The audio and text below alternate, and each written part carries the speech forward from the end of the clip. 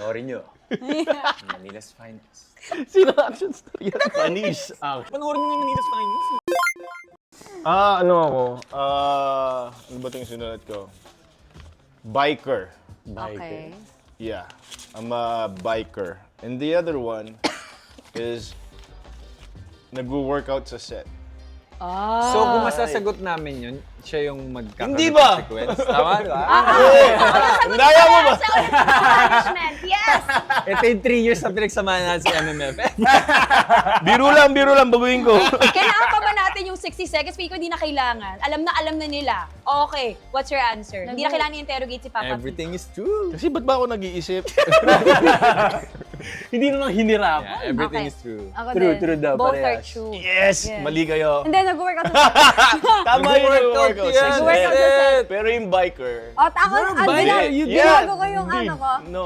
Binago ko yung akin. Hindi. Sabi ko nag-workout Hindi, sa pareho set. sila. Both are true. Wala No, akong dude. bike. Bike ka, bro. May sun life. Ano ka, di ba? Motorcycle. No! Motorcycle, You do biker. triathlon Yeah, ka, triathlon that's ka, road di ba? bike. Hindi, Pero umattend motorcycle. lang siya nung event ng sun life kasi. Hindi, I ride Motorcycle ba? bike. Motorcycle. Ah, dude. nasa isip ko, bike. Hindi, Bike is... sorry. No way! Motorcycle, man. Okay. Anong household chore ang masasabi mong mastered mo na? Paghugas ng pinggan. Wow. Ang dali naman. So, paano Yun na maghugas? yun. Wala naman Paano yung maghugas ng Dapat may pinggan? sample Ah, maghuhugas ng sample? pinggan. Dalhin natin sa kitchen. Ang cute. Ay, ito na lang. Anong paborito mong hugasan? Para lang may matanong.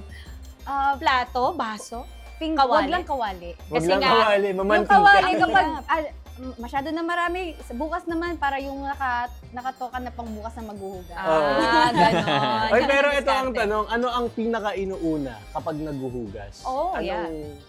Yung madumi. Anong Well, pinggan ang inuuna? Anong utensil? Baso. Kutsara. At paso. Inuunang hugas. I think Kahit baso. ano, may ganun Baso. ba? Please Ganun send ba? your yes, meron. Please send your comments, mga kapatid. Kahit, Ano ba? kahit si Mama. Yeah, ang sagutin tuturuan natin niya, sa baso comment ang section. pinaka-una. Ano Meron daw Baso. unang Meron talaga. hugasan Yan, kapag Liz, naghuhugas ng greasy. pinggan? Kasi ayaw ipasa yung grease. Pero hindi kasi, di ba, bago mo hugasan lahat, Huwag magalit.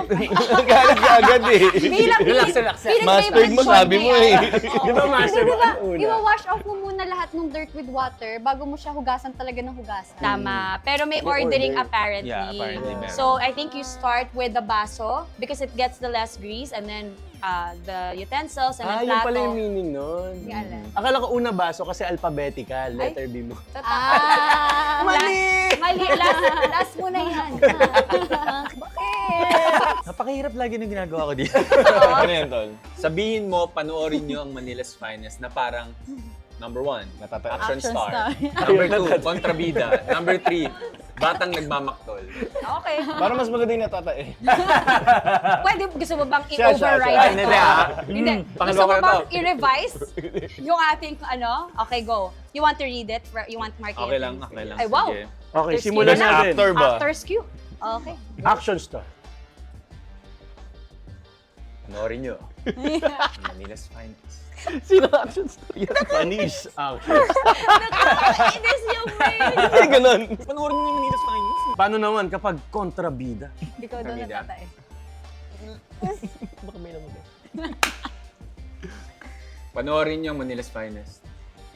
Wow! Husay. Parang nanginig ako doon. O, paano naman pag batang nagmamak? Panoorin nyo yung Manila's Finest. Wow!